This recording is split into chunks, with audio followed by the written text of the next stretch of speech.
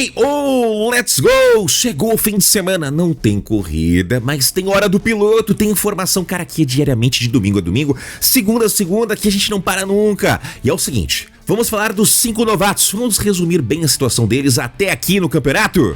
FIA rejeita novidades e vai ser muito dura com os espertinhos a partir do ano que vem. Que negócio esse de brecha no regulamento, sai pra lá.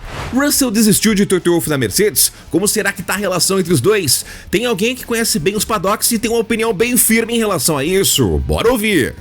A Fórmula 1 vai mudar e muito a partir do ano que vem. As novas regras técnicas prometem virar o esporte de cabeça para baixo e a FIA já mandou o recado. Quem tentar ser espertinho demais e explorar brechas no regulamento pode acabar se tendo muito mal. Nicolas Tombazis, diretor de monopostos da entidade, explicou em entrevista ao Fórmula Passion que a postura agora é completamente diferente de outros anos. Abre aspas. Adotemos uma abordagem diferente em comparação com situações que tivemos no passado. Segundo Tombazis, a FIA quer evitar qualquer tipo de gambiarra escondida. Deixemos claro para as equipes que não toleraremos ninguém explorando brechas nas regulamentações que tenham sido mantidas em segredo de nós. Se uma equipe desenvolvesse uma solução baseada em certa interpretação das regras, sem nos pedir esclarecimentos, nunca a ouviríamos. Se alguém desenvolvesse um conceito baseado em uma interpretação ambígua de 50-50, seria suicídio para essa equipe. Ou seja, quem tentar bancar o gênio das entrelinhas das regras pode acabar construindo um carro inteiro, que depois é proibido. A prioridade da FIA, de acordo com Tombazis, é a clareza e a igualdade. Para qualquer esclarecimento solicitado pelas equipes, se acreditarmos que a pergunta indica uma área cinzenta,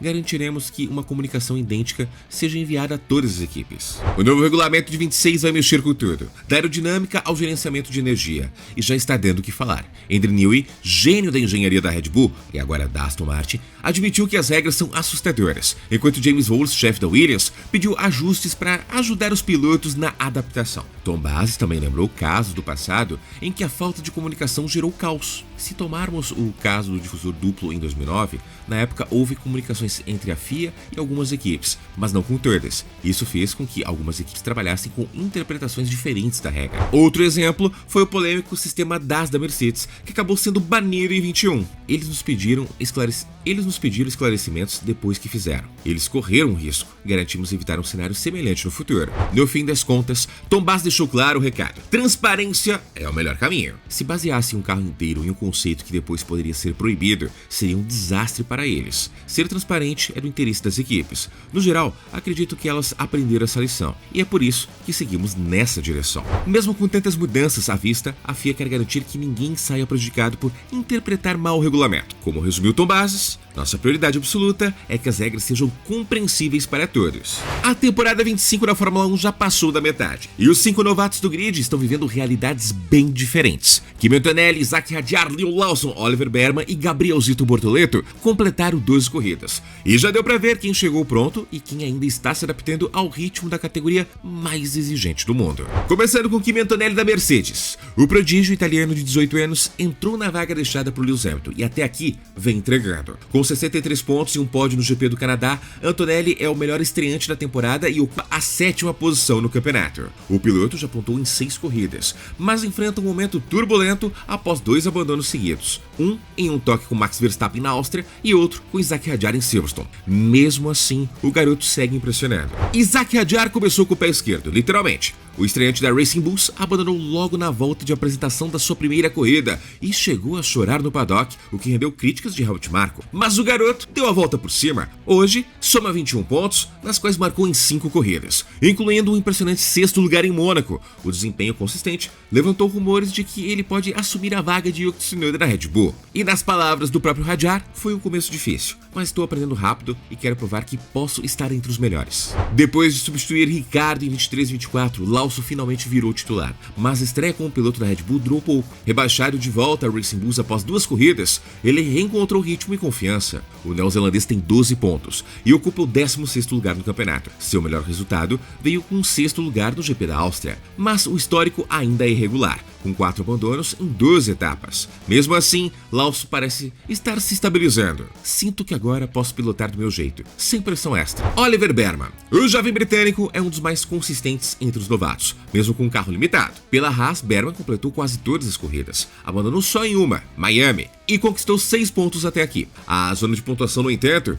tem sido um baita desafio. Ele não marca desde o GP do Bahrein, mas demonstra evolução e maturidade. Estamos tirando o máximo do carro, e isso já é uma vitória. Baron está em 18º no campeonato e se mantém à frente de Gabriel entre os estreantes. Chegou a hora dele, o nosso Gabriel Bortoleto, campeão da Fórmula 2, precisou de paciência e muita para finalmente pontuar na F1. Depois de 10 corridas zerado, o Brazuca conquistou seus primeiros 4 pontos no GP da Áustria. Desde então, tem mostrado boas performances em classificação, mas ainda sofre nas corridas por limitações do carro da Sauber e por algumas escolhas de estratégia que não ajudaram. Tem sido um aprendizado enorme, o ritmo está vindo, falta encaixar o final de semana perfeito. Com 18 pontos somados até aqui, ele é o 18º no campeonato, enquanto seu companheiro Nico Hülkenberg soma 37 e ocupa o 9º lugar. Em resumo, Antonelli é o destaque absoluto entre os estreantes. Hadjar mostra crescimento e potencial. Lawson tenta se firmar após idas e vindas. Berman faz o que pode com carro limitado. E Gabriel segue buscando consistência para transformar boas voltas em bons resultados. Guenther Steiner, ex-chefe da Haas, resolveu dar sua opinião sobre um dos assuntos mais comentados do paddock, o novo contrato de George Russell com a Mercedes. Segundo o italiano, o britânico está em uma posição de força nas negociações e sabe exatamente o que quer, e não pretende aceitar qualquer proposta. Russell está na Mercedes desde 22, mas ainda não renovou para 26, mesmo depois de vencer 2 corridas nesta temporada, que foi Canadá e Singapura, e liderar o time ao lado do novato Kimi Antonelli. Para Steiner, essa demora tem menos a ver com dúvida da equipe e mais com estratégia de negociação. Ele vai conseguir um contrato. Quer dizer, se ele não conseguir com a Mercedes, ele consegue em outro lugar. Mas, obviamente, George sabe o seu valor. E eu diria que ele não quer os termos da Mercedes. Ele quer fazer o melhor por ele. Todo mundo estava com medo no ano passado. Ah, o Lewis está saindo. Você acha que o George consegue assumir a liderança do time? Sem brincadeira. Ele foi muito bem e agora está esperando um contrato. Então, acho que ele está apenas tentando negociar os melhores termos para ele. E acho que ele quer mais do que um contrato de 1 ano. Durante boa parte da temporada, circularam os tais rumores que Max Verstappen poderia deixar a Red Bull e se juntar à Mercedes no ano que vem. Toto Wolff até admitiu conversas com o holandês, que depois confirmou seu compromisso com a Red Bull pelo menos até 2026. Mesmo assim, Steiner acredita que esse cenário ainda pesa nas negociações com o Russell. Acho que o Toto está jogando para dar a ele 1 ano, então se o Max ficar livre ou o Max quiser sair da Red Bull, eu tenho uma vaga para o Max e meu filho amado Kimi Antonelli. E obviamente, o George está dizendo que isso não funciona para mim. Essa não é a minha situação ideal. E no momento, quem está se destacando? O George. Então, ele está em uma posição muito boa para negociar. O ex-chefe da Haas foi direto. A Mercedes não tem substituto à altura caso Russell não aceite os termos da equipe. Mas pense bem, a Mercedes está em uma posição ainda mais difícil. Quem eles colocariam lá se não assinasse um contrato de 1 ano? E essa é a vantagem dele, porque a Mercedes seria, sabe, quem eles colocariam lá? Quer dizer, não há ninguém disponível, porque a Mercedes precisa lutar por campeonatos mundiais. Não é como uma equipe do meio do pelotão, onde você aceita o melhor que pode pelo dinheiro que tem. A Mercedes está aqui para vencer. Então, quem está mais lá além do George? Apesar da demora na assinatura, Steiner não vê climão de tensão entre Russell e Wolff. Pelo contrário, o vínculo entre os dois é antigo e de confiança. Acho que Toto e George se conhecem há muito tempo. Muito bem,